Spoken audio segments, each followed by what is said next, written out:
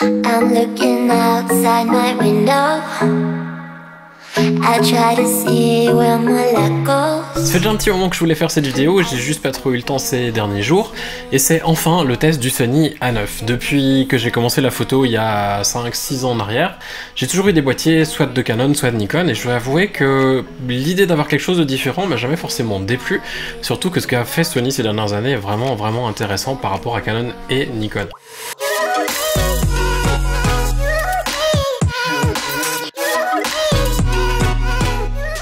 Pour commencer, un petit mot d'introduction sur le Sony A9, qu'est-ce que c'est, pour qui il est, à quoi il sert vraiment?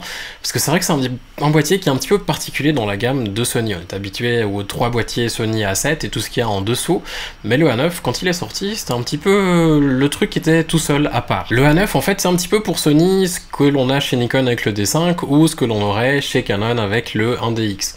C'est censé être le boîtier pour les photographes qui vont faire de la photo tous les jours, par exemple pour du sport, pour du reportage, pour des choses qui sont... On peut pas rater le moment finalement. On a besoin d'avoir un autofocus qui est très rapide, on a besoin d'avoir un boîtier qui tient même sous la pluie, même sous la neige, quand il fait froid, quand il fait chaud. C'est vraiment censé être ce boîtier-là. Et c'est un petit peu étonnant parce que c'est vrai que les boîtiers professionnels, jusqu'à maintenant, c'est toujours des gros boîtiers, des espèces de briques. Et bah Sony a changé un petit peu ça en faisant un boîtier qui a le même format que les A7. Le premier truc, à mes yeux, qui est important quand on a un boîtier, c'est quand on l'a en main, comment est-ce qu'on se sent avec? Est-ce que c'est un bon boîtier? Est-ce qu'il a l'air solide? Est-ce que les boutons sont bien placés? C'est un petit peu ce dont on va parler maintenant, en fait, un petit peu la qualité de fabrication et l'ergonomie. Quand je l'ai reçu, j'étais très étonné, parce que c'est vrai que je m'attendais à ce que ça soit petit. J'ai eu un A7 il y a quelques années en arrière, maintenant le premier modèle, entre les mains quelques instants. Je trouvais que c'était pas mal, mais que en termes d'ergonomie, c'était pas ça. Avec le A9, en fait, j'ai trouvé que c'était intéressant parce qu'on a presque tous les boutons qu'on a sur un boîtier normal, peut-être 1 ou 2 boutons en moins, mais ça ressemble beaucoup, on n'est pas trop perdu et c'est assez facile à prendre en main. En plus de ça, comme sur les boîtiers pro de chez Canon et Nikon, il y a beaucoup de boutons qui sont personnalisables et du coup, on peut vraiment adapter le boîtier à sa manière de travailler. Donc c'est vrai que quand je l'ai eu, il m'a paru petit, assez léger en fait. Le truc par contre, du coup, qui m'a un petit peu interpellé, c'est est-ce que réellement c'est tropicalisé? Alors comme c'était un prêt de Sony, j'ai pas vraiment voulu le mettre dans ma baignoire ou le passer sous l'eau dans un lavabo. Par contre, j'ai cherché un petit peu sur internet des gens qui l'avaient depuis un moment et qui avaient eu l'occasion de le tester dans de la neige, dans du froid ou dans de l'eau, même dans de la pluie, et apparemment ça a l'air de bien tenir. Reste que je trouve pas que ça inspire autant confiance, on va dire, qu'un DX ou un D5 de Canon ou de Nikon. C'est vrai que c'est tous les deux des boîtiers que j'ai eu et c'est tous les deux des boîtiers qui m'ont toujours très bien tenu, même quand je faisais du mariage en des conditions pas possibles. Avec le A9, je dois avouer que je serais un petit peu plus... One eternity later. Méfiant, on va dire. Méfiant, je pense que c'est le bon mot. Parce que le truc, par exemple, c'est que avec les boîtiers de chez Canon ou de chez Nikon, on a généralement les objectifs qui sont assez bien tropicalisés, on le voit en fait. On a cette espèce de petite bague en caoutchouc à l'arrière. Et sur le boîtier de Sony, avec le 24-70 ou 24-70, quand je regardais, ça me paraissait être plus moyennement tropicalisé. Alors après, je sais pas si c'est vraiment tropicalisé ou si c'est juste moi qui fais un film, mais quoi qu'il en soit, ça me paraît être un petit peu en dessous du 1DX ou du D5. Comme le boîtier est aussi petit, c'est vrai que le grip est pas forcément très grand, mais j'avais souvent le petit doigt qui se baladait un petit peu. Alors Sony m'avait envoyé les deux versions de grip qu'ils ont, un qui se met dessous et qui peut avoir des batteries, et l'autre qui est juste un petit rajout qui se met sur le côté et qui permet de placer notre petit doigt un petit peu plus agréablement. Je les ai pas forcément essayés parce que mon idée si on a un petit boîtier, c'est pas forcément de le faire plus gros. Alors au bout d'un moment on s'habitue d'avoir le petit doigt qui se balade et puis de le remonter un petit peu. Maintenant c'est vrai que si vous avez des grandes mains, parce que j'ai des mains qui sont on va dire moyennes, si vous avez des grandes mains, ça sera peut-être pas forcément le truc le plus agréable de travailler sans un grip sur un boîtier comme le A9 ou même la gamme A7. À rajouter aussi encore un des trucs du fait que ça soit léger, parce que c'est un gros avantage d'avoir un boîtier léger, mais ça a aussi des inconvénients. Avec l'objectif qu'il m'avait prêté, en fait ce qu'il y a c'est que le boîtier était tellement léger que l'objectif avait tendance à être trop lourd et à me faire basculer l'appareil en avant. C'est pas forcément très agréable à shooter en fait quand on a toujours l'impression que l'appareil tombe en avant. Au bout d'un moment c'est un petit peu fatigant et surtout le poignet se fatigue très vite. Alors après, le 24-70 ou 24-70, c'est un objectif qui est assez grand. Maintenant, si on a des objectifs, des focales fixes, un petit peu plus petites, je pense à des 35 ou des 50 mm, je pense c'est un petit peu moins un problème. Une autre chose que j'ai trouvé dommage en termes d'ergonomie, j'ai l'impression de dire que des choses négatives, alors que vous allez voir, c'est vraiment pas négatif du tout comme test, parce que j'ai adoré ce boîtier. Une autre chose que j'ai trouvé un petit peu dommage, en fait, c'est comme Nikon a fait sur leur D750, on a des écrans qui font ça. Alors c'est pratique pour shooter depuis dessus, on peut regarder dans la rue et puis les gens ne vous voient pas en train de travailler. Ce qui est un petit peu pénible, c'est que si on veut se filmer, comme je fais là pour mes vidéos, c'est vrai que j'ai un petit Canon 700D, j'ai mon écran où je peux me voir. Par contre, sur le A9, quand je me filmais, je vais un petit peu essayer de deviner où c'est que j'allais être et espérer que le cadrage soit pas trop mauvais. D'ailleurs, en parlant de l'écran, une autre chose que j'ai trouvé très surprenante, c'est qu'en fait, j'avais vu que l'écran était tactile. Donc quand je l'ai reçu, forcément, je suis allé dans les menus et j'ai commencé à essayer d'accéder au menu avec mes doigts. C'était juste pas possible parce qu'en fait, la fonctionnalité touch ne marche que pour faire la mise au point ou alors pour, si on fait un double tap, pour zoomer sur une image. Alors c'est assez pratique d'avoir au moins ces deux fonctionnalités-là. Maintenant, je trouve un petit peu dommage qu'on puisse pas aussi travailler dans le menu avec les doigts, ça serait beaucoup plus rapide pour certaines choses que l'on doit faire. Parce que les menus, d'ailleurs, ils sont assez bien, mais ils sont pas non plus extraordinaires. Et d'ailleurs, il y a beaucoup de gens, en lisant d'autres tests sur Internet, j'ai vu qu'ils se plaignaient des menus de chez Sony qui étaient pas terribles. Alors on pourra dire ce qu'on veut, c'est pas extraordinaire, on est d'accord. Maintenant, sincèrement, pour avoir travaillé avec du Canon et avec du Nikon, je dois avouer que Canon et Nikon, c'est pas non plus extraordinaire. En même temps, avec toutes les fonctionnalités qu'on a sur ces appareils, c'est un petit peu compliqué de faire quelque chose de simple et assez clair, et en gardant toutes les fonctionnalités. Ce que j'ai fait personnellement, c'est en recevant le A9, j'ai passé tous les menus, j'ai regardé ce que je voulais modifier, j'ai modifié ce que je voulais, et puis après, normalement, on n'y retourne plus tellement. Du côté des choses un petit peu plus positives, on a le viseur. Alors un viseur électronique, c'est quelque chose dont j'ai personnellement pas l'habitude du tout. C'est vrai que quand je l'ai reçu, je l'ai mis à l'œil, j'étais un peu... C'est un petit peu bizarre quand même, parce que les viseurs optiques c'est très précis, c'est très net, on voit exactement l'image que l'on a devant nos yeux.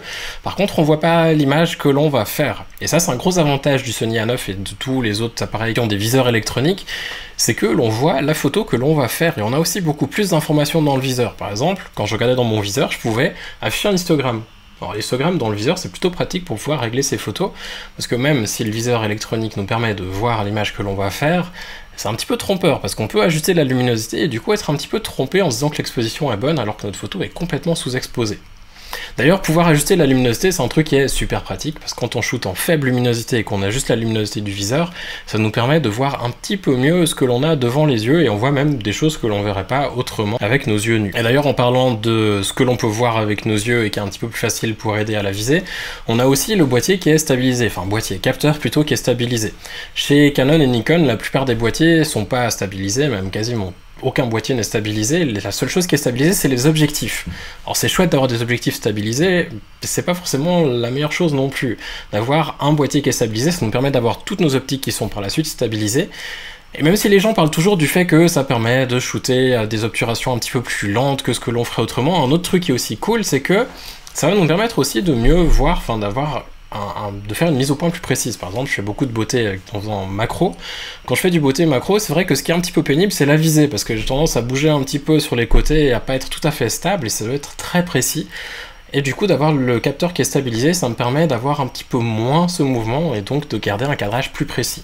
Une dernière chose en termes de qualité de fabrication, on va dire, dont je voulais parler, c'était le câble USB ou le port USB qu'il y a sur l'appareil. C'est très pratique parce qu'on peut recharger notre boîtier en fait avec le câble USB ou le garder un petit peu plus chargé, on va dire.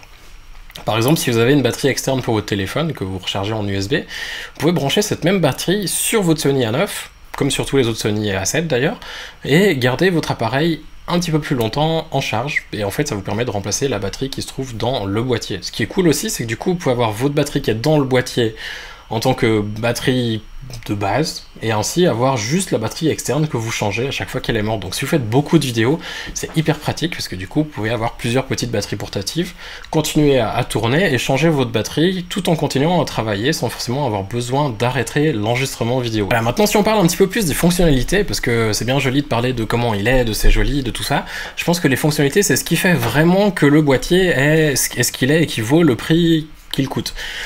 Le Sony A9, le premier truc que l'on remarque, c'est son autofocus. Quand on l'a à l'œil et que l'on commence à l'employer, on remarque que quasiment toute la plage de l'image, enfin toute la zone de l'image en fait est couverte par l'autofocus. Et du coup, ça nous permet de bouger notre point un petit peu où on veut, sans avoir trop le souci que l'on a souvent avec les boîtiers de Canon ou de Nikon à se dire « Ah mais mince, mon sujet il est un petit peu trop sur le côté, je vais avoir de la peine à bouger un point jusque là-bas, donc du coup je vais faire ma mise au point, recomposer et faire ma photo en espérant que ça bouge pas trop entre deux pour garder une mise au point vaguement correcte. » Et la F d'ailleurs, l'autofocus, j'étais extrêmement surpris parce que moi je m'attendais en ayant du mirrorless à avoir quelque chose qui est un petit peu lent, qui patine, et en fait c'était pas du tout le cas. Pour avoir travaillé avec un DX, un D4S, un D4 et même un D5, j'ai été vraiment hyper étonné parce que je vais pas dire que c'est autant bon, parce que c'est un petit peu dur à comparer parce que j'en ai pas un dans les mains à côté pour voir exactement, Mais je dois avouer qu'on n'était pas loin, et peut-être même qu'à comparer en ayant les deux à côté, ça serait pareil. Parce que le truc qu'il y a, c'est que c'est très rapide, c'est hyper précis aussi, parce qu'on n'a pas de miroir, donc du coup on n'a pas les micro-ajustements, les problèmes de micro-ajustements qu'on pourrait avoir avec les gros DSLR. Et étonnamment, même quand il faisait sombre, ça marchait très bien, parce que ça a souvent été un problème des petits boîtiers sans miroir, c'est que du moment où on se trouvait dans un endroit un petit peu sombre, l'autofocus avait tendance à être mais. Et là, pour la peine, l'autofocus, même dans les zones où c'était un petit peu sombre, il marchait très bien. Et en plus, il marchait assez vite. Alors, je dirais pas que ça marchait autant vite dans les zones de faible luminosité qu'un DX ou un D5, mais on se rapproche des gammes un petit peu en dessous de ce que l'on aurait avec un 5D, avec un D750 ou un D810. En plus de ça, si vous faites du mariage, du reportage ou des choses où il y a des gens dessus, ou même du portrait, ce qui est très intéressant avec ces boîtiers de chez Sony, c'est que l'on a aussi la mise au point en fonction des visages et le suivi de l'œil. Donc c'est-à-dire que si vous avez un sujet et que vous voulez vraiment voir la netteté qui est faite sur l'œil, vous pouvez employer une fonction, même l'activer juste avec un bouton sur votre boîtier ou même sur l'objectif, et faire en sorte que le boîtier traque un œil et puis continue à le suivre dans le champ de manière à garder la mise au point à cet endroit-là, et vous pouvez déclencher tranquillement en étant sûr que la mise au point est faite sur l'œil, même en ayant des objectifs qui sont par exemple à f1.4 ou à f2. Alors quand j'avais le A9, j'ai pas eu l'occasion de shooter un mariage. Par contre, je me suis un petit peu baladé avec, et je l'ai pris avec moi quand je suis allé à Paris pour faire un petit peu de photos dans la rue et tout.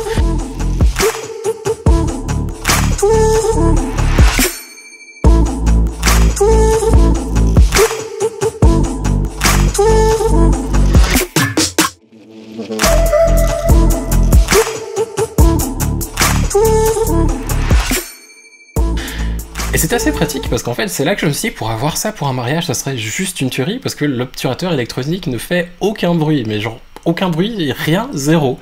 Quand je mets par exemple un D810 en mode silencieux, le silencieux c'est pas forcément très silencieux. Si je le mets ici, hop, en silencieux, en termes de silencieux on repassera, hein. Et même le D750 qui est plutôt pas mal pour du reportage, c'est presque encore pire. Et on parle même pas des D5 ou d'un 1DX. Quand j'avais un D5 ou un 1DX, c'était un petit peu la cata dans les églises. En termes de silence, c'est pas forcément la meilleure chose qui se fasse. C'est vrai que quand je voyais le Sony A9 qui était complètement silencieux, mais vraiment complètement silencieux, c'est très pratique. Et d'ailleurs, même en mode silencieux, enfin plutôt en mode silencieux, on a une rafale de 20 images secondes sans blackout, donc ça veut dire qu'on n'a pas du tout l'effet qu'on peut avoir avec les miroirs qui se relèvent et qui se rebaissent, où du coup on a un petit moment, un petit millième de seconde où on n'a pas du tout d'image, on voit rien, c'est noir.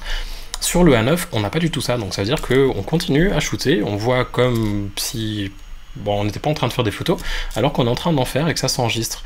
Et comme ça fait pas de bruit, c'est vrai que c'est un petit peu étonnant, parce qu'on a l'impression que le boîtier fait rien, alors qu'en fait, si, ça fait une rafale à 20 images secondes.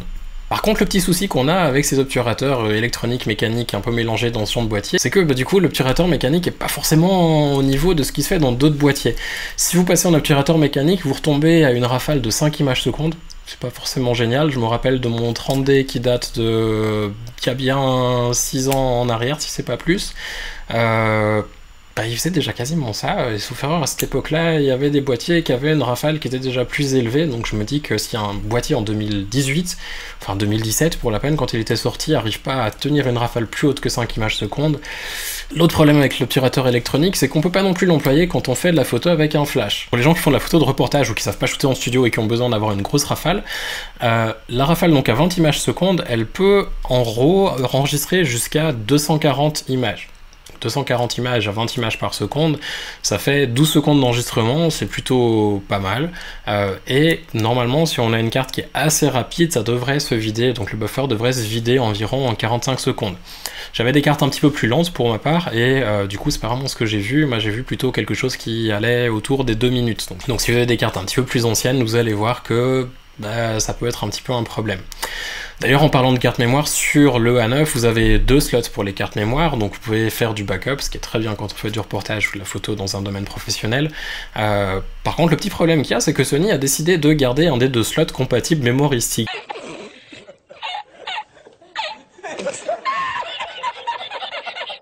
Alors, il faut pas éclater de rire quand on parle de memory stick, mais enfin, je veux dire, il n'y a plus personne qui en achète. Je savais même pas que ça existait encore. Bref. Donc si vous avez des memory sticks qui traînent, c'est compatible avec votre Sony A9. Par contre, du coup, l'un des deux slots sera plus long que l'autre, et si vous faites de la rafale et que vous voulez faire du backup sur les deux cartes, ça risque de ralentir un petit peu tout le truc. Une chose qui est vraiment très dommage sur le A9, c'est que j'aimerais bien par exemple faire du timelapse avec, mais je dois acheter une télécommande à part parce que Sony a décidé de ne pas mettre de fonctionnalité timelapse dessus. Alors on a des boîtiers entrée de gamme d'autres marques, même sur des petits compacts qui ont ça, mais sur un boîtier tel que le Sony A9 qui est haut de gamme de chez Sony, le flagship, il n'y a pas possibilité d'avoir du timelapse. Sur les autres Sony A7, sauf les tout derniers apparemment, c'était compatible avec le Play Memories Store. Play Memories, je crois que ça doit être ça, bref. L'espèce de petite boutique en ligne d'applications pour les appareils photo Sony. Alors on pouvait installer des choses depuis là, entre autres l'application Timelapse, mais qui était payante pour 12 ou 13 $, je crois, donc je comprends pas trop l'intérêt de faire payer ce genre de truc. Et avec le A9 c'est plus compatible, donc on ne peut pas installer les applications qui se trouvent sur le Play Memories Trucmuche sur notre A9. Je voulais quand même vous parler un petit peu de l'aspect vidéo du Sony A9 parce qu'il y a 2-3 choses qui sont très intéressantes et il y a aussi 2-3 choses qui sont un petit peu surprenantes. Dans un premier temps, ce qui m'a intéressé c'était l'autofocus parce que c'est vrai que je cherche un boîtier pour remplacer mon espèce de vieux Canon qui fait la mise au point un petit peu tant bien que mal, et dès que je monte à 800 ISO comme aujourd'hui c'est la catastrophe. Je cherche un boîtier pour le remplacer et une des choses qui m'intéresse vraiment c'est l'autofocus. Et l'autofocus sur les boîtiers Sony, je dois avouer que c'est plutôt pas mal. Sur le A9 c'était vraiment très bien. Surtout quand la lumière était bonne. Quand il commence à faire un petit peu plus sombre, l'autofocus avait tendance un petit peu à chercher à faire en avant, en arrière. Par contre, de jour, quand la lumière était bonne, c'était assez bien parce que je pouvais appuyer donc sur un sujet qui est au premier plan, déplacer gentiment mon appareil, appuyer sur le sujet qui est au deuxième plan, et la mise au point passait pas d'un coup, ou bien cherchait pas en avant, en arrière, ça allait juste tranquillement changer de plan et faire la mise au point. Maintenant, il y a une ou deux choses qui sont un petit peu dommages. Par exemple, quand je l'ai reçu, je m'attendais à pouvoir enfin essayer de travailler avec du S-Log, parce que Sony propose du log sur la plupart de ses appareils, sauf le Sony A9. Alors je sais pas du tout pourquoi ça n'a pas été fait, c'est juste vraiment très étonnant, surtout qu'en termes de vidéo, on a la plupart des fonctionnalités qu'on retrouve avec les autres boîtiers de chez Sony. On peut par exemple faire du 120 images secondes en HD, ce qui est vraiment très bien, c'est hyper pratique. Par contre, on n'a pas de S-Log. Donc c'est vrai que du coup, si vous êtes quelqu'un qui est sérieux par rapport à la vidéo, que vous voulez pouvoir traiter les couleurs de vos vidéos, ce qui se trouve dans la gamme A7, je pense que c'est un petit peu plus intéressant que ce qui se fait avec le A9. Une autre chose qui a été extrêmement étonnante, alors ça j'ai vraiment pas compris, en fait moi je l'avais pas vu, c'est en lisant un ou deux tests d'autres personnes qui avaient testé le A9 que je suis tombé sur quelqu'un qui avait essayé de changer un petit peu les différents modes vidéo. Donc par exemple en mettant en 4K, on a différents réglages que l'on peut mettre, on peut par exemple l'avoir à 30 images par seconde. Et le 30 images par seconde, justement, c'est le truc qui est un petit peu bizarre sur ce boîtier. C'est que si vous le mettez en 4K à 30 images secondes, vous allez vous retrouver avec une image qui est croppée. Alors je sais pas pourquoi, parce que si vous mettez 24 images secondes, il n'y a aucun problème. C'est-à-dire que vous allez avoir le champ complet de votre objectif. Par contre, si vous le passez à 30 images secondes, vous allez vous retrouver avec quelque chose qui est légèrement croppé. Mais pas non plus comme de la PSC, c'est pas du 1.5, c'est pas comme si vous aviez changé dans le menu de votre Sony quelque chose pour le passer en Super 35, parce qu'on peut le faire sur le Sony A9, mais simplement que en fait vous allez vous retrouver avec un cadrage qui est un petit peu plus serré, de environ 1.2, 1.3, donc un peu comme de la PSH. Alors je sais pas du tout pourquoi ça fait ça, c'est peut-être une question d'enregistrement, ça arrive pas à enregistrer toute l'image à 30 images secondes en 4K, aucune idée, mais c'est un petit peu étonnant.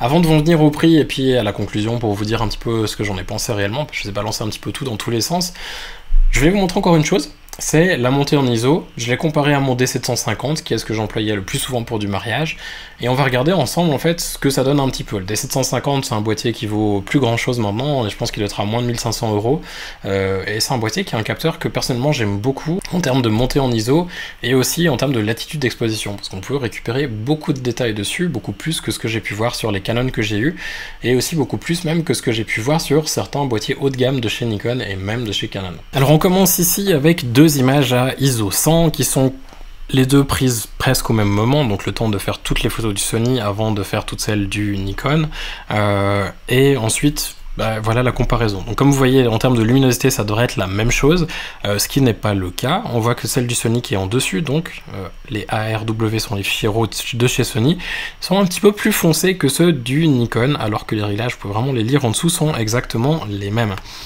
En essayant de trafiquer un petit peu, j'ai remarqué que c'était environ un changement d'exposition de 2/3, peut-être un petit peu moins, un demi-stop, pour avoir plus ou moins le même rendu en termes de luminosité. Question bruit, à ISO 100 on n'en a pas du tout sur aucun des deux boîtiers. En termes de récupération de détails, j'ai remarqué que ça se valait autant l'un que l'autre, c'est-à-dire que sur le D750 je sais que je pouvais récupérer environ 4 stops d'exposition, donc ça veut dire que si j'avais une zone comme ici sur le bouchon, j'arrivais généralement à surexposer 2-4 stops sans avoir aucun problème.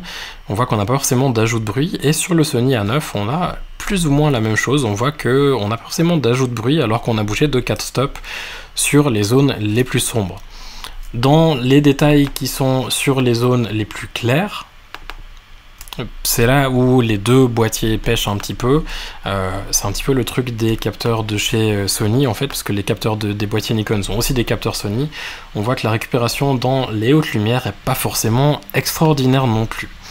C'est pas catastrophique, mais voilà, c'est quelque chose à savoir, c'est que si vous shootez avec un boîtier Nikon ou Sony, c'est un petit peu mieux de sous-exposer et de rehausser l'exposition en post-production que de surexposer et de devoir ensuite réajuster en post-production. Si je continue la montée en bruit, on va prendre uniquement les fichiers Sony pour le moment.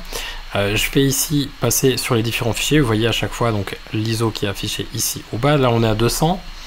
On n'a toujours pas beaucoup de bruit, je vais enlever les menus comme ça, vous voyez ça en plus grand. À ISO 400, on n'a toujours rien du tout, c'est très propre, les couleurs sont plutôt pas mal. ISO 1600, on est toujours pas trop mal. À ISO 3200, on commence à avoir un petit peu de bruit. Ça reste toujours tout à fait gérable, donc ici sur Capture One, il y a de toute manière un petit pré-réglage qui s'applique pour réduire un petit peu le bruit et rajouter un petit peu de netteté. Vous voyez que ici, avec les réglages par défaut, on a un fichier qui est tout à fait utilisable à ISO 3200. À ISO 6400, on commence gentiment à voir dans certaines couleurs et dans les ombres un petit peu de bruit. À ISO 12800, là encore avec les réglages de base de Capture One, on a toujours un fichier qui est tout à fait utilisable et qui est potable. On a toujours un petit peu de bruit, on a un petit peu de perte de détails, mais c'est pas non plus énorme. À ISO 25600, on voit que là on commence vraiment à voir le bruit, que les couleurs sont autant bonnes que ce que l'on avait avant. Donc on voit que là par exemple dans les zones qui sont un petit peu dorées, on a toujours des changements de couleurs qui sont pas trop mal. Que à ISO 25600, ça commence à être un petit peu moins bon en termes de transition dans les couleurs et dans les zones de luminosité. À ISO 51200, on commence là à avoir quelque chose qui est très bruité. Alors c'est quelque chose qui peut être pratique pour dépanner, on va dire, si on a vraiment besoin d'avoir une photo. ISO 102400, là ça commence vraiment à plus servir à grand chose. ISO 204800, c'est, on va dire, pour noter sur les specs que ça peut monter aussi haut que ça, mais on commence à avoir des espèces de trucs bizarres un peu partout, là, tous ces petits points rouges, je sais pas ce que c'est. Pour comparer les fichiers, le 750, je suis monté jusqu'à ISO 25600. Hop, si je prends donc mes deux fichiers à ISO 25600, on voit que la différence, elle est pas monstrueuse. Alors en termes de capteurs, en sachant que tous les deux sont des 24 mégapixels, je serais presque tenté, en voyant le résultat en montée en ISO, de dire que c'est même certainement le même capteur. C'est un petit peu tout ce que je voulais vous dire par rapport au Sony A9 en termes de fonctionnalité, de détails sur la qualité des images, la vidéo, bref, un petit peu tout ce qu'il nous propose. En termes de prix, c'est la dernière chose à savoir, en euros il coûte environ 4800 €, en francs suisses c'est 5500 francs suisses. Ça reste un prix qui est assez élevé, c'est beaucoup plus cher que le Sony A7 III qui a été annoncé pendant que j'avais ce boîtier là, entre les mains en test. C'est un petit peu compliqué pour beaucoup d'utilisateurs, je pense, à justifier le A9 par rapport au A7 III. C'est vrai que le A7 III a beaucoup de choses intéressantes, d'ailleurs il reprend même l'autofocus du A9, qui sera un petit peu plus lent parce que le temps de lecture du capteur n'est pas le même. Mais en termes de fonctionnalité, ça restera la même chose. Pour la vidéo aussi, il va reprendre beaucoup de choses de ce que l'on a sur le A9, avec en plus de ça le S-Log qui sera disponible aussi. On aura juste, en termes de photos, une rafale un petit peu plus lente. Donc je pense qu'en termes de montée en bruit, il ne devrait pas y avoir une très très grosse différence, peut-être un léger gain, à voir. Par contre, là où la grosse différence va se faire, c'est dans le prix, parce que le Sony A9 est quand même beaucoup plus cher. Et je pense que là où il va se différencier, le A9 par rapport au A7 III, c'est vraiment pour les gens qui ont besoin d'avoir cette rafale à 20 images par seconde, ou d'avoir quelque chose de très rapide, parce qu'on peut aussi le régler pour l'avoir un petit peu plus lente. Mais c'est vrai que ça serait intéressant pour les gens qui viennent du monde de Canon et Nikon, qui avaient des boîtiers pro et qui ont besoin d'avoir cette vitesse d'autofocus, qui ont besoin d'avoir cette vitesse cette cadence d'image. Et en plus de ça, par rapport au 1DX et par rapport au D5, ça reste un boîtier qui est un petit peu moins cher, parce que le 1DX il est quasiment 1500 € de plus, sauf erreur. Donc ça fait quand même une grosse différence. Mais il faut pas non plus se laisser piéger, parce que c'est vrai que pendant que je faisais le test, j'ai commencé à regarder un petit peu le matériel Sony. en me disant que pour ce que je fais, c'est certainement ce qui correspondrait le plus à mes besoins actuels. Pour la vidéo, pour de la photo, c'est vrai que par exemple quelque chose comme le Sony A7R III serait vraiment très intéressant pour ce que je fais. Le problème qu'il y a, c'est que en fait les boîtiers sont pas excessivement chers, mais par contre on se retrouve avec des optiques qui sont elles beaucoup plus chères que ce qui se fait chez Canon et Nikon. Alors on peut certes monter des objectifs avec une bague, par contre je sais pas ce qu'il en est de la mise au point, ça sera certainement un petit peu plus lent, mais ça reste quand même un moyen de limiter un petit peu les frais si on souhaite passer chez Sony, qu'on a déjà un grand parc d'objectifs chez une marque, que ce soit Sony, Canon, Sigma, peu importe, on pourra ensuite les passer sur un boîtier Sony, et ça c'est vrai que c'est extrêmement intéressant. Je voulais finir cette vidéo en disant qu'il n'y a aucun boîtier qui est parfait, et que même s'il y a pas mal de petits points que j'ai fait ressortir, c'est vrai que sincèrement les boîtiers Sony valent la peine d'être testés, et je pense que si vous en avez jamais eu un entre les mains, ça vaut vraiment la peine d'en avoir un et d'essayer et de voir ce que ça donne. Surtout les dernières générations, le A9, le A7R III, le A7 III, probablement le A7S III qui risque de sortir, on espère cette année encore. Pour les gens qui font différentes choses, qui font de la vidéo, qui font de la photo, c'est quelque chose qui est vraiment intéressant parce que finalement on peut un petit peu tout faire avec, c'est des boîtiers qui sont très polyvalents et surtout on se retrouve avec des fonctionnalités qui datent de 2018 dans le sens où on a la mise au point avec le suivi de l'œil, du visage, on a un viseur électronique qui nous permet d'avoir des informations dont on a réellement besoin pendant qu'on fait des photos.